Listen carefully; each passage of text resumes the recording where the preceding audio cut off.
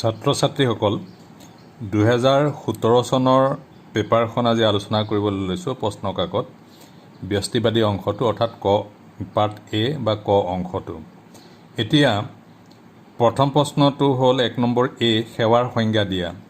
সেৱাৰ সংজ্ঞা আমি এনেকৈ দিব পাৰোঁ: উৎপাদনমূলক ক্ষেত্ৰত প্ৰয়োগ কৰা শাৰীৰিক আৰু মানসিক শ্ৰম আৰু প্ৰচেষ্টাকে সেৱা বোলা হয়। উৎপাদনমূলক ক্ষেত্ৰত প্ৰয়োগ কৰা শাৰীৰিক আৰু মানসিক শ্ৰম আৰু প্ৰচেষ্টাকে সেৱা বোলা হয়। দ্বিতীয় প্ৰশ্নটো আছে সম্পদৰ আবণ্টন আৰু চূড়ান্ত দ্ৰব্য আৰু সেৱাৰ বিতৰণ হ'ল যিকোনো অৰ্থনীতিৰ কেন্দ্ৰীয় সমস্যা। এই সম্পদৰ আগত এটা খালী ঠাই দিয়া আছে, এইটো পূৰাব লাগে, আৰু সেইটো হ'ল দুষ্প্ৰাপ্য সম্পদৰ আবণ্টন। তাৰপিছত চিটো আছে চাহিদা ফলন কি? চাহিদা ফলন হ'ল দ্ৰব্য এবিধৰ চাহিদাৰ পৰিমাণ আৰু দৰৰ মাজত থকা সম্পৰ্কক চাহিদাৰ ফলন বোলা হয়। দ্ৰব্য এবিধৰ চাহিদাৰ পৰিমাণ আৰু দৰৰ মাজত থকা সম্পৰ্কক চাহিদাৰ ফলন বোলা হয়।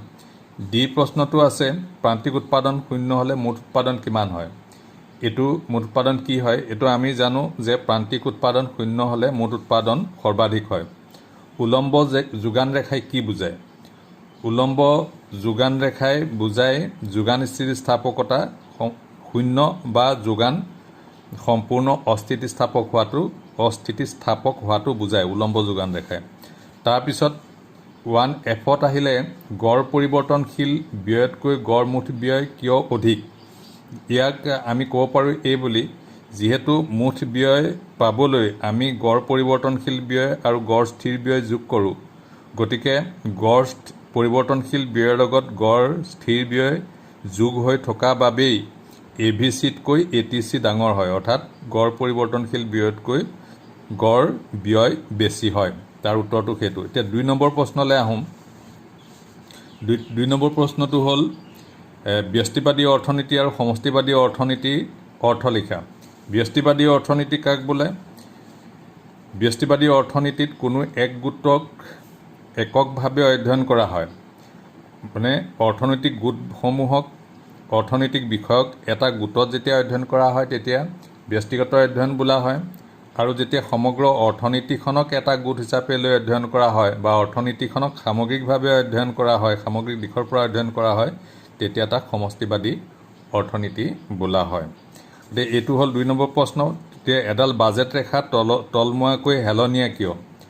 এডাল বাজেট ৰেখা তলমুৱাকৈ হেলনীয়াৰ কাৰণটো হ'ল যিহেতু আয় অপৰিৱৰ্তিত হৈ থাকে। বাজেট ৰেখাডাল সদায় আয় অপৰিৱৰ্তিত হৈ থকা অৱস্থাত অংকন কৰা হয়। যিহেতু আয় অপৰিৱৰ্তিত হৈ থাকে, সেয়ে এবিধ দ্ৰব্য অধিক ক্ৰয় কৰিলে আনবিধ দ্ৰব্যৰ ক্ৰয় কমে। গতিকে দ্ৰব্য দুবিধৰ মাজৰ এই অনন্যধৰ্মী অৰ্থাৎ বিপৰীতধৰ্মী সম্পৰ্ক দাঙি ধৰাৰ বাবেই বাজেট ৰেখাডাল তললৈ সোঁফালে হেলনীয়া হয়। তাৰ পাছৰ প্ৰশ্নটো হ'ল, ইটো পৃষ্ঠাত আছে, তাৰ পাছৰ প্ৰশ্নটো হ'ল যে উপভোক্তা এজনৰ বাবে বস্তু এবিধৰ 4 আৰু 5 গোটৰ মুঠ উপযোগিতা ক্ৰমে 56 আৰু 60 হ'লে তেওঁৰ বাবে বস্তুবিধৰ 4 নং গোটৰ প্ৰান্তিক উপযোগিতা নিৰ্ণয় কৰা। আচলতে 4 নং গোটৰ প্ৰান্তিক উপযোগিতা জানিবলৈ হ'লে আমি 3 নং গোটৰ মুঠ উপযোগিতা জানিব লাগিব। যিহেতু প্ৰশ্নটোত 3 নং গোটৰ মুঠ উপযোগিতা দিয়া নাই, গতিকে প্ৰশ্নটো সোধাই ভুল হৈছে।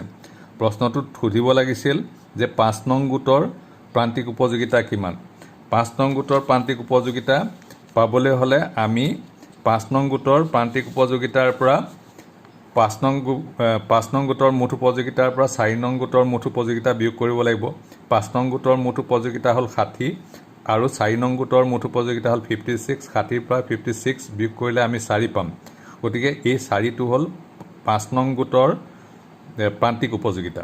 ইয়াত আমি 5 নং গোটৰহে প্ৰান্তিক উপযোগিতা উলিয়াব পাৰোঁ, 4 নং গোটৰ প্ৰান্তিক উপযোগিতা উলিয়াব নোৱাৰোঁ। প্ৰশ্নটো ভুল এটা আছে। তাৰপিছত আহিছে 6 নম্বৰ প্ৰশ্নটো হ'ল চাহিদা বিধিটোৰ যিকোনো দুটা ব্যতিক্ৰম লিখা। চাহিদা বিধিটোৰ যিকোনো দুটা ব্যতিক্ৰম আমি লিখিব পাৰোঁ এনেকৈ: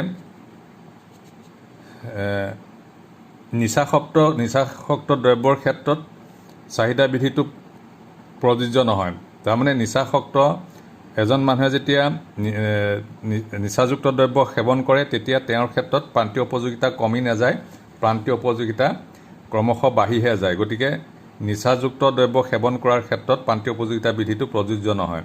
ঠিক তেনেকৈ মানুহে যেতিয়া কোনো বস্তু চখ পূৰণৰ বাবে সংগ্ৰহ কৰে, তেতিয়াও দ্ৰব্যবিধৰ সংগ্ৰহ বাঢ়ি যোৱাৰ লগে লগে প্ৰান্তীয় উপযোগিতা কমি নাযায়। প্ৰান্তীয় উপযোগিতা বিধিটোৰ মতে দ্ৰব্যবিধৰ সংগ্ৰহ বাঢ়ি যোৱাৰ লগে লগে প্ৰান্তীয় উপযোগিতা কমিব লাগে। এতিয়া এজন মানুহৰ যদি চখ আছে যে তেওঁ পুৰণা মুদ্ৰা সংগ্ৰহ কৰিব বা ডাক টিকেট সংগ্ৰহ কৰি পেলাই সেয়া সংৰক্ষণ কৰিব, তেতিয়া তেওঁ পুৰণা মুদ্ৰা বা ডাক টিকেটৰ সংগ্ৰহ বাঢ়ি গ'লেও তেওঁৰ প্ৰান্তীয় উপযোগিতা কমি নাযায়। গতিকে এই দুটা ক্ষেত্ৰত প্ৰান্তীয় উপযোগিতা ক্ৰমহ্ৰাসমান প্ৰান্তীয় উপযোগিতা বিধিটো প্ৰযোজ্য নহয়। তাৰপিছত 6 নম্বৰ প্ৰশ্নটো হ'ল উৎপাদন কাৰ্যত ব্যৱহৃত দীৰ্ঘকালৰ সংজ্ঞা দিয়া। আমি দীৰ্ঘকাল কাক কওঁ? যে যি সময় পৰিসৰত সকলো উপাদান পৰিৱৰ্তন কৰি উৎপন্ন সালসলনি কৰিব পাৰি। যি সময় পৰিসৰত মানে এছোৱা সময় যিমান দীঘল হ'লে সকলো উপাদানৰ পৰিৱৰ্তন কৰি উৎপন্ন সালসলনি কৰিব পাৰি, সেইছোৱা সময়ক দীৰ্ঘকাল বুলি কোৱা হয়। অৰ্থাৎ যিছোৱা সময়ত সকলো ব্যয় পৰিৱৰ্তনশীল হৈ পৰে সেইছোৱা সময়ে হ'ল দীৰ্ঘকাল। তাৰমানে একাংশ উপাদান স্থিৰ আৰু একাংশ উপাদান পৰিৱৰ্তনশীল হৈ থাকে হ্ৰস্বকালতহে, কিন্তু দীৰ্ঘকালত সকলো উপাদান পৰিৱৰ্তনশীল হৈ পৰে। 7 নম্বৰ প্ৰশ্নটো হ'ল পৰিৱৰ্তনশীল অনুপাত বিধিটোৰ যিকোনো অভিধাৰণা, দুটা অভিধাৰণা লিখা। দুটা অভিধাৰণৰ ভিতৰত এটা হ'ল যে কাৰিকৰী কৌশল অপৰিৱৰ্তিত হৈ থাকে। যি উৎপাদন কৌশল প্ৰয়োগ কৰা হয় সেই উৎপাদন কৌশল অপৰিৱৰ্তিত হৈ থাকে বা একাংশ উপাদান অপৰিৱৰ্তিত হৈ থকা অৱস্থাতহে এই অনুপাত পৰিৱৰ্তনশীল বিধিটো প্ৰয়োগ হয়। অনুপাত পৰিৱৰ্তনশীল বিধিটো প্ৰয়োগ হয়। দ্বিতীয়তে হ'ল এই বিধিটো প্ৰয়োগ হয় হ্ৰস্বকালত, দীৰ্ঘকালত নহয়। কাৰণ দীৰ্ঘকালত সকলো উপাদান পৰিৱৰ্তনশীল হৈ পৰে, হ্ৰস্বকালত সকলো উপাদান পৰিৱৰ্তন কৰাটো সম্ভৱ নহয়। সেইকাৰণে হ্ৰস্বকালীন উৎপাদন কাৰ্যৰ ক্ষেত্ৰতহে অনুপাত পৰিৱৰ্তনশীল বিধিটো প্ৰয়োগ হয়। তাৰপিছত 8 নম্বৰ আহিলে যোগান আৰু মজুতৰ পাৰ্থক্য লিখা। যোগান আৰু মজুতৰ পাৰ্থক্যটো মই এনেকৈ লিখি থৈছোঁ। উৎপাদনৰ পাছত হোৱা জমাই হ'ল, তাৰমানে উৎপাদন কৰি যি জমা ৰখা হয় সেয়াই হ'ল মজুত। ইয়াৰ যিটো অংশ প্ৰচলিত দৰত বিক্ৰীৰ বাবে সাজু ৰখা হয় সেয়া মজুত। সেয়া মজুত নহয়, সেয়া যোগান। মই আকৌ কৈছোঁ যে উৎপাদনৰ পাছত হোৱা জমাই হ'ল মজুত, মানে উৎপাদন কৰি যি জমা থোৱা হয় সেয়া হ'ল মজুত। ইয়াৰ যিটো অংশ প্ৰচলিত দৰত বিক্ৰীৰ বাবে সাজু ৰখা হয় সেয়া হ'ল যোগান। যোগান দৰৰ লগত সম্পৰ্কিত, মজুত উৎপন্নৰ লগত সম্পৰ্কিত। উৎপন্ন সলনি হ'লে মজুত সলনি হয়, আনহাতে দৰ সলনি হ'লে যোগান সলনি হয়। দৰ সলনি হ'লে যোগান সলনি হয়। দৰে যোগানৰ ওপৰত প্ৰত্যক্ষভাৱে প্ৰভাৱ পেলায় আৰু মজুতৰ ওপৰত পৰোক্ষভাৱে প্ৰভাৱ পেলায়।